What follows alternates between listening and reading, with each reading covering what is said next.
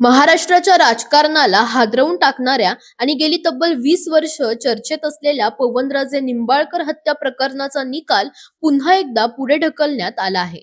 आता हा बहुप्रतीक्षित निकाल 20 जून रोजी विशेष सीबीआय न्यायालय देणार आहे.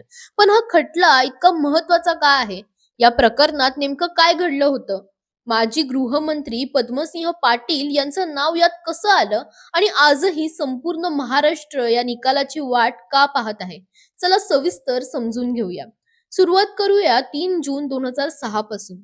त्या दिवशी काँग्रेस नेते पवनराजे निंबाळकर मुंबईतील काम आटपून पुण्याच्या दिशेने निघाले होते. रात्रीच्या सुमारास त्यांची गाडी कळंबोली परिसरात पोहोचली. त्यावेळी काही अज्ञात व्यक्तींनी त्यांच्या वाहनाचा पाठलाग केल्याचा आरोप आहे. सीबीआयच्या आरोपपत्रानुसार हल्लेखोर आधीपासूनच पवनराजे यांच्या हालचालींवर नजर ठेवून होते. त्यांनी गाडी थांबवली, चौकशीच्या बहाण्याने संवाद सुरू केला आणि अचानक अंधाधुंद गोळीबार केला. या हल्ल्यात पवनराजे निंबाळकर गंभीर जखमी झाले. त्यांच्यासोबत असलेले चालक समत काझी यांनाही गोळ्या लागल्या. दोघांचाही घटनास्थळी मृत्यू झाला. या दुहेरी हत्येमुळे संपूर्ण महाराष्ट्रात खळबळ उडाली.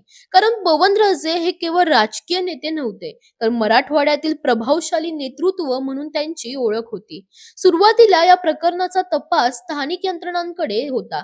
मात्र प्रकरणाचं गांभीर्य आणि राजकीय संवेदनशीलता लक्षात घेऊन तपास सीबीआय कडे सोपवण्यात आला.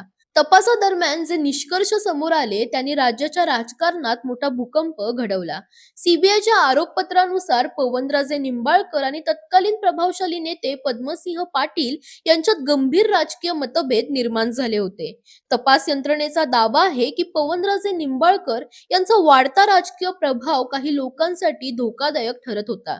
त्यामुळे त्यांना मार्गातून हटवण्यासाठी कट रचण्यात आला. सीबीआयने असा आरोप केला की या हत्येसाठी लाखो रुपयांची सुपारी देण्यात आली होती.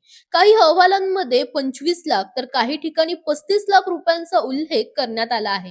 सर्वात मोठी घडामोड म्हणजे 2009 मध्ये तत्कालीन खासदार आणि राज्याचे माजी गृहमंत्री पद्मसिंह पाटील यांना सीबीआयने अटक केली.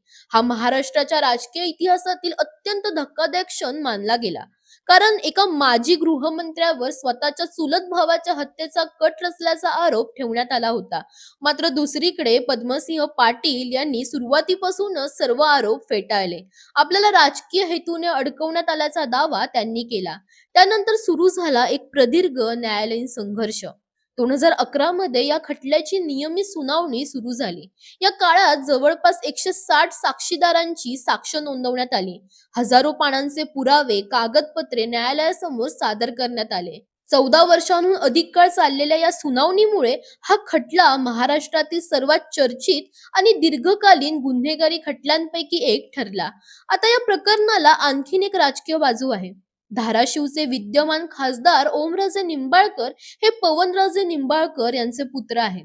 ओमराजे यांनी अनेकदा सांगितलं आहे की त्यांच्या वडिलांच्या हत्येमुळेच त्यांनी राजकारणात प्रवेश केला. निकाल पुन्हा पुढे ढकलल्यानंतर ओमराजे भावुक झाले. त्यांनी स्पष्ट शब्दात सांगितलं की गेली 20 वर्षे आम्ही न्यायासाठी लढत आहोत. न्यायव्यवस्थेवर आमचा पूर्ण विश्वास आहे. दोषींना कठोर शिक्षा व्हावी हीच आमची अपेक्षा आहे. दरम्यान 16 जून रोजी निकाल अपेक्षित होता. सर्व आरोपी न्यायालयात उपस्थित होते. स्वतः पद्मसिंह पाटील हे प्रकृती अस्वस्थ असल्यामुळे रुग्णवाहिकेतून न्यायालयात पोहोचले होते. मात्र न्यायालयाने निकालपत्र पूर्ण नसल्याचे सांगत निर्णय 20 जून पर्यंत पुढे ढकलला. आता प्रश्न असा आहे की 20 जून रोजी नेमका काय निर्णय होणार? सीबीआयचे आरोप न्यायालय मान्य करणार का? पद्मसिंह पाटील आणि इतर आरोपी दोषी ठरणार का? की अनेक वर्षांपासून सुरू असलेल्या या खटल्याला वेगळं वळण मिळणार? या सर्व प्रश्नांची उत्तरं आता काही दिवसातच मिळणार आहेत. पण एक गोष्ट निश्चित आहे, पवनराजे निंबाळकर हत्या प्रकरण हे केवळ एका हत्येचं प्रकरण नाही. हे महाराष्ट्रातील सत्ता, राजकीय वैर, प्रभाव आणि न्यायव्यवस्थेच्या दीर्घ संघर्षाचं प्रतीक बनलं आहे. 20 वर्षांपासून न्यायाच्या प्रतीक्षेत असलेल्या एका कुटुंबाचा संघर्ष, एका प्रभावशाली राजकीय नेत्यावरचे गंभीर आरोप आणि राज्यातील सर्वात चर्चित खटल्यांपैकी एक असलेल्या या प्रकरणाचा अंतिम अध्याय आता जवळ आलाय.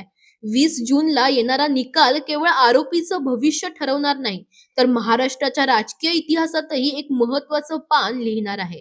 या सर्व प्रकरणावर तुमचं मत काय? न्याय मिळण्यास 20 वर्ष लागणं योग्य आहे का? आणि या निकालाचा महाराष्ट्राच्या राजकारणावर काय परिणाम होईल? तुमची प्रतिक्रिया कमेंटमध्ये नक्की सांगा आणि व्हिडिओ आवडला असेल तर लाईक, शेअर आणि सबस्क्राईब करायला विसरू नका.